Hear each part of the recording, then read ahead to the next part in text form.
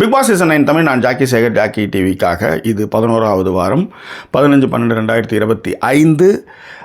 முக்கியமாக 71வது நாள், 72வது எபிசோட், திங்கட்கிழமை நடைபெற்ற நிகழ்வுகளுடைய ஒரு நாமினேஷன் ப்ராசஸில் திவ்யாவுடைய நாமினேஷன் வந்து சாண்ட்ரா பண்ணாங்க. அது குறித்தான ஒரு விஷயத்தை விரிவான ஒரு ஸ்பெஷல் வீடியோவை பார்க்க போகிறோம். அதுக்கு முன்பாக இந்த தளத்தை இதுவரை சப்ஸ்கிரைப் பண்ணாதவங்க சப்ஸ்கிரைப் பண்ணுங்கள், லைக் கமெண்ட் ஷேர் பண்ணுங்கள். ஸோ விரிவான ஒரு பார்வைக்கு ஸ்டே டியூன் வித் அஸ்.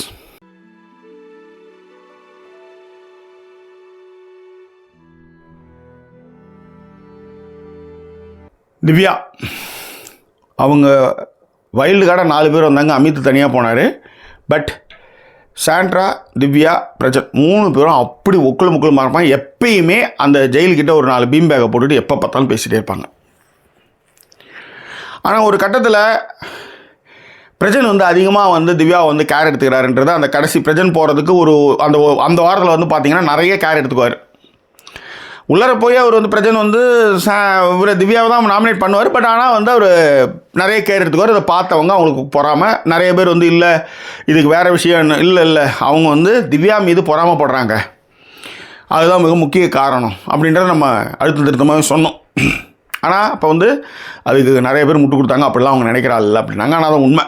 அதன் பிறகு அவங்க வெளிப்படையாகவே வந்து பார்வையிலேருந்து நிறைய பேர்கிட்ட அதை சொல்லிட்டாங்க. ஆனால் இன்னைய வரலையும் திவ்யாவுக்கு இதனால தான் அவங்க கிளம்பி போனாங்க, இதனால தான் அவங்க வந்து நிராகரிக்கிறாங்க, சாண்ட்ரா வந்து திவ்யாவை நிராகரிக்கிறாங்கன்னு அவங்க எங்கேயுமே யாருமே வந்து திவ்யா கிட்ட ஒரு காது கூட கடிக்கல. ஆனால் இன்னமும் அவங்க என்ன பண்ணுறாங்கன்னா, வெளியே போகும்போது சாண்ட்ரா வந்து நீ பார்த்துக்கோ திவ்யான்னு சொல்லிட்டு போனதை வந்து வேத வாக்காக எடுத்துக்கிட்டு என்ன இன்னமும் வந்து அவங்கள வந்து ஃபாலோ பண்ணிகிட்டு இருக்காங்க. ஆனால் அவங்க நிராகரிக்கிறாங்க, பயங்கரமாக கத்துறாங்க. விஜய் சேதுபதி சார் போனதுக்கப்புறம் கூட வந்து அவங்க அட்ரஸ் பண்ணுறதுக்கு போகும்போது பீரியட்ஸ்னு சொல்லி அவங்க வந்து வெளியே போனாங்க, நிற்க மாட்டேன்னு சொன்னாங்க. அவங்க வந்து எரிஞ்சு விழுந்தாங்க. நீங்கள் நல்லா கவனித்து பார்த்தீங்கன்னா, ஒரு ரிலேஷன்ஷிப்பில் ஒருத்தவங்க நம்மளை விட்டு விலகி போகிறாங்கன்னு வச்சுக்கோங்களேன். அப்படி விலகி போகும்போது எதுக்காக போனாங்கன்னு, எதுக்காக கோவப்படுறாங்க, எதுக்காக போனாங்கன்னு தெரியாமல் ஒரு விஷயம் ஒன்று இருக்கும்ல, அது ரொம்ப ரொம்ப கொடுமையாக இருக்கும். அதை வந்து ஒரு மேலோட்டமாக ஒரு வரி, ஏன்னா நீங்கள் வந்து வெளிப்படையாக நீங்கள் சொன்னீங்கன்னா அவங்களுக்கு ஒன்றுமே இல்லை, நீங்கள் தான் தப்பாக நினச்சிட்டீங்கன்னு சாண்ட்ராவை திட்டிடுவாங்கன்றதுனால அதை யாருக்கிட்ட சொல்லுவாங்கன்னா ரொம்ப சிலர், அதை முக்கியமாக பார்வதிட்டு மட்டும்தான் அதை ஓப்பன் பண்ணுவாங்க. நிறைய பேர்ட்டு அவங்க ஓப்பனே இப்போ பண்ண மாட்டாங்க. ஆனால் பார் வந்து இதை வச்சு அழகாக வந்து ஒரு கேம் விடுறாங்க. அவங்க நினச்சாங்கன்னா நேராக போய் நீ வந்து பிரஜன் கூட வந்து ரொம்ப கேர் எடுத்துக்கினாருன்றதான் அவங்களுடைய அடிப்படையான கோவம். அதனால தான் அவங்க அப்படி இருக்கிறாங்கன்னு மற்றவங்களாம் தான் சொல்லுவாங்க. ஆனால் பார் அதை சொல்ல விரும்பலை. ஸோ அப்படியே போகுது, அது விடுங்க, அது ஒன்றும் பிரச்சனை கிடையாது. ஆனால் என்ன பிரச்சனை அப்படின்னா, இதில் தெரியாமல் வந்து சாண்ட்ரா வந்து மூச்சிட்ருக்காங்க, கில்ட்டு ஃபீல் பண்ணுறாங்க. நான் வந்து என்ன காரணம் என்கிட்ட சொல்லிவிடு, நான் நகர்ந்துடுறேன். காரணமே சொல்லாமல் நீ பண்ணிகிட்டு இருந்தால் நான் என்ன பண்ணுறது? இன்றைக்கி வந்து நாமினேஷனில் திவ்யா போய் சாண்ட்ரா போய் நாமினேட் பண்ணுவாங்க. அது மட்டும் இல்லை, நீங்கள் நேற்று நாள் வந்து அவங்க அந்த கத்துனாங்க இல்லையா, அதன் பிறகு அவங்கள அதான் நேரடியாக கத்தனதுக்கு அப்பயுமே அவங்க வந்து மனசு வெறுத்துட்டாங்க திவ்யா. அந்த நாள் கத்தனில் தூங்கி எழுந்ததுக்கப்புறம் கொஞ்சம் ஃப்ரெஷ்ஷாக இருக்கிறாங்க. முக்கியமாக சபரி கூட மிங்கிள் ஆகிறது, சபரியும் அவங்களும் நிறைய பேசிக்கிறது, முக்கியமாக விக்கல் விக்ரம், சுபிக்ஷா, திவ்யா இவங்கெல்லாம் உட்காந்து ஒரு குரூப்பாக பேசிகிட்டு இருந்தது, அதெல்லாம் நம்ம வந்து பார்க்க முடிஞ்சுது. அதில் என்ன விஷயம்னா, அவங்க வந்து விக்கல் விக்ரம் ஏதோ கிளம்பும்போது உட்காருங்க அப்படின்னு சொல்லிட்டு அவங்களுடைய அந்த மனக்குமுறலை வந்து விக்கல் விக்ரம்கிட்ட சொல்லுவாங்க. என்னன்னே தெரியல, என் மேலே எரிஞ்சு விழுந்துட்டுருக்காங்க. நான் வந்து அவங்கள அப்படி பார்த்துக்கிட்டேன், அவங்க ஆனால் நான் என் கேமை வந்து பாதிக்காத அளவு தான் நான் பார்த்துக்கிட்டேன். ஆனால் அவங்க என்னை வந்து ஒரு எதிரியாக நினைக்கிறாங்க, அது என்ன காரணம் எனக்கு தெரியல அப்படின்றத அவங்க புலம்பிக்கிட்டே இருப்பாங்க. ஓகே, அப்போ அது விக்கல் விக்ரம் சொல்லுவார், இது நீங்கள் ரொம்ப நிறைய போட்டு குழப்பிக்கோனா, இப்போ என்ன நடந்ததுன்னு உங்களுக்கு தெரியல, எதுக்காக அவங்க எரிஞ்சு விழுந்தாங்கன்னு தெரியல, இன்னும் 4 வாரம் என்ன 4 வாரத்துக்கு அப்புறம் எப்படி நம்ம வெளியே விடும், வெளியே போனதுக்கப்புறம் என்னவா இருந்தாலும் நம்ம பார்த்துக்குவோம், இப்போ இதை போட்டு குழப்பிக்காதீங்க அப்படின்னு. அதே மாதிரி விக்கலுக்கு இன்னொரு விஷயம் சொல்லுவார், திவ்யா நீங்கள் ரொம்ப அழகாக இருக்கீங்க என்ன, முக்கியமாக உங்கள் குரல், அதாவது சாஃப்டாக சிரிக்கும்போது ஒரு பேசும்போது ஒரு விஷயம் இருக்குது, அதே மாதிரி பகபகன்னு சிரிக்கும்போது வேறு மாதிரி ஒன்று இருக்குது அப்படின்ற ஒரு ஃபீல் இருக்குது அப்படின்றதையும் விக்கல் விக்ரம் வந்து ஒரு பிட்டை போடுவார். அதுக்கு அவங்க சொல்லுவாங்க, நான் உள்ளார வரும்போதே என்னுடைய குரல் வந்து பயங்கரமாக ட்ரோல் பண்ணுவாங்கன்ட்டு சொல்லிட்டு தான் வந்தேன் அப்படின்னு சொல்லுவாங்க. ஆனால் சாண்ட்ராவை வந்து இன்றைக்கி வந்து நான் நாமினேட் பண்ணது வந்து எனக்கு வந்து ஒரு கில்ட் ஃபீலை கொடுக்குது. ஒன்றா இருந்துட்டு திடீர்னு நான் வந்து ஒருத்தவங்க வந்து எதிரியாக பார்க்குறதுன்றது ரொம்ப கொடுமை. ஏன்னா அது வந்து ரொம்ப பழகிட்டு பழகினதுக்கு வெளிப்படையாகவே இல்லாமல் ஒரு மாதிரியான ஒரு விஷயமா அவங்க அதை மைண்டில் வச்சுருக்கிறது வந்து எனக்கு ரொம்ப டஃப்பாக இருக்குது, ரொம்ப கஷ்டமாக இருக்குது. என்னால் ஒன்றுமே வேலையே பண்ண முடியல. அவங்க வந்து அதை இயல்பாக பண்ணாலும் கூட எனக்கு இந்த வேலையே பண்ண முடியலனாங்க இன்றைக்கி. ஆனால் சாண்ட்ரா ஒரு விஷயம் ஒன்று பண்ணுவாங்க. என்ன பண்ணுவாங்கன்னா, அவங்க வந்து கமருதீனை வந்து நாமினேட் பண்ணுவாங்க. அதுக்கு வந்து என்ன சொல்லுவாங்கன்னா, ஒன்று வந்து எஃப்ஜேவை நாமினேட் பண்ணுவாங்க. நீ வந்து ஒரு பொண்ணை வந்து 10 விஷயம் நான் வந்து மறைச்சி வச்சுருந்தேன் சொன்னேன்னா அவ்வளோதான் அப்படின்னு ஆதிரியை சொன்னாலும் அதுக்காக உன நாமினேஷனு. இன்னொன்று, நான் திவ்யா கமருதீனுக்கு காரணம் என்னன்னா, திவ்யா வந்து அன்றைக்கி அப்போ பேசினேன், நான் வந்து அந்த நேரத்தில் அங்கே இருந்தேன், அப்போ என்னால் கேட்க முடியல, அதனால் உன்னை நாமினேஷன் பண்ணுவாங்க. இந்த ரெண்டுமே என்னென்னா சாண்ட்ராவோட செம்ம மூவ் அது. ஆக்சுவலாக இது வந்து ஒரு கேமுக்கான ஒரு விஷயம். ஏன்னா வெளியில் வந்து மக்கள் இதை பற்றி என்ன நினைப்பாங்கன்னு உங்களுக்கு நல்லா தெரியும். ஸோ அதுக்கு வந்து சரியான முடிவுகள் தான் அவங்க எடுத்தாங்க, அது வேறு விஷயம். ஆனால் திவ்யா வந்து சாண்ட்ராவை வந்து நாமினேட் பண்ணும்போது ஒரு க்ளோஷரே இல்லாமல் ஒரு ரிலேஷன்ஷிப்பில் வந்து அவங்க நகர்றாங்க. அது பெரிய காயத்தை உண்டு பண்ணுது, அது வலியை கொடுக்குது. நான் திரும்ப நான் யாருக்கிட்டையும் அவங்கள பற்றி தப்பாகவே பேசலை இதுவரையிலையும். ஏன் அவங்க என்கிட்ட பேசாமல் போகிறாங்கன்னு புலம்பிருப்போம். என்கிட்ட வந்து அவங்க வந்து அவங்கள பற்றி நான் எங்கேயுமே தப்பாக பேசவே இல்லை, என்கிட்ட எங்கேயுமே பேசலை. ஆனால் நான் வந்து பேச ட்ரை பண்ணியிருக்கேன்,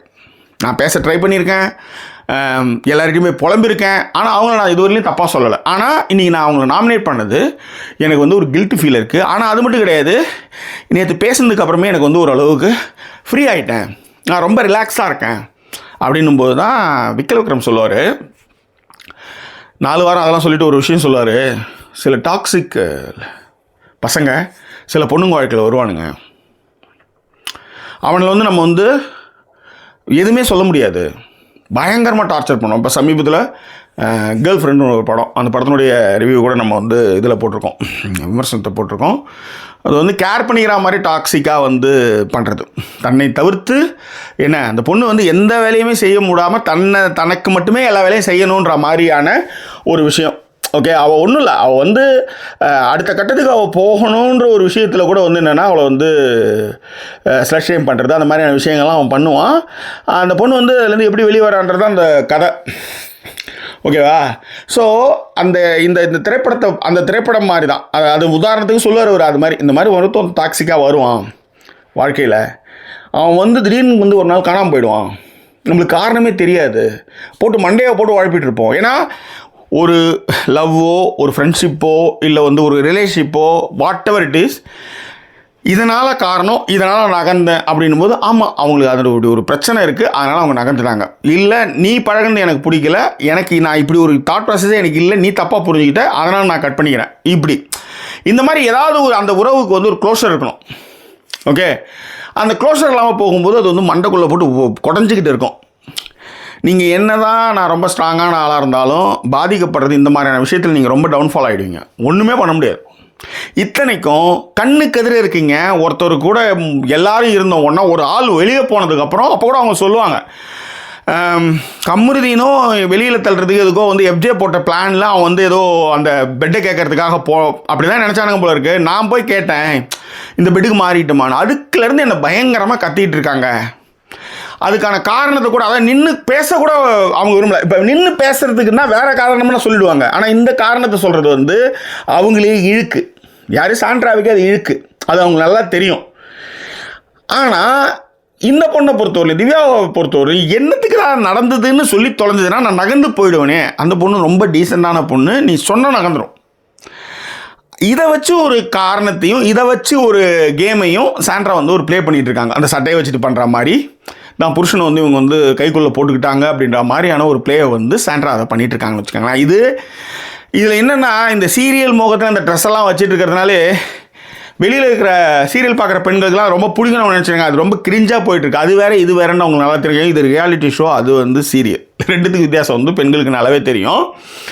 சம்வேர் எல்ஸ் இந்த இடம் வந்து ஒர்க் அவுட் ஆகும்னு நினச்சா அவங்க பண்ணிட்டு இருக்காங்கன்னு வச்சுக்கலாம். பட் இது வந்து அப்படி பண்ணும்போது தான் விக்ரம் சொல்லுவார், இது வந்து டாக்ஸிக்காக ஒருத்தன் வரும் வாழ்க்கையில், திடீர்னு காணாமல் போயிடுவான், ஏன் போனால் எதுக்கு போனான்னு தெரியாது, போயிட்டான் அவ்வளோதான், இட்ஸ் கான் அப்படின்ற மாதிரி, தலைவலி வந்தது போயிடுச்சுல, அந்த மாதிரி ஒரு சில பேர் நம்ம வாழ்க்கையில் வந்து போயிடுவாங்க. ஏன் போனாங்க எதுக்கு போனாங்களாம் யோசிக்காத, போயிட்டாங்க அவ்வளோதான் அப்படின்னு நினச்சிக்கிட்டு நம்ம அடுத்த வேலையை பார்க்க வேண்டியதான் அப்படின்ற மாதிரி நான் ஒரு அட்வைஸ் சொல்லுவார். பட் ஆனால் அந்த கான்வர்சேஷன் இருக்குதுல்ல, அவங்க வந்து யார்கிட்டயா ஒருத்தவங்ககிட்ட கொட்டணும்ல, தனக்கு நேர்ந்த ஒரு விஷயத்தை யார்கிட்டயா கொட்டணும்ல, அந்த விஷயத்தை அவங்க வந்து விக்கல் விக்ரம் சொல்கிறாங்க. விக்கல் விக்ரமும் வந்து சரியான ஒரு ஆதரவான பதிலையும் நியாயமான ஒரு பதிலையும் அவர் கொடுத்தாரு. ஆனால் கனியும் சரி மற்றவங்க எல்லாருமே சரி அவர்கிட்ட வந்து அதை பேசுகிறதுக்கான முன்னெடுப்புகளை செய்கிறதுக்கு காரணம் வந்து இதுதான். ஓகேவா? ஸோ இதுதான் நான் சொல்ல வந்த விஷயம். க்ளோஸர் இல்லாமல் தவிக்கிறாங்க. பட் அதுக்கு விக்கல் விக்ரம் சொன்னார். இதுதான் இந்த வீடியோவில் நம்ம பேசுகிறது. இது குறித்தான கருத்துக்கள் எதாக இருந்தாலும் பின்னூடங்களில் தெரியப்படுத்துங்க. மீண்டும் வேறொரு எபிசோடில் உங்களை நான் சந்திக்கிறேன். அது ஒரு நன்றி கூறிவிடுவது உங்கள் ஜாக்கி சேகர். நன்றி, வணக்கம்.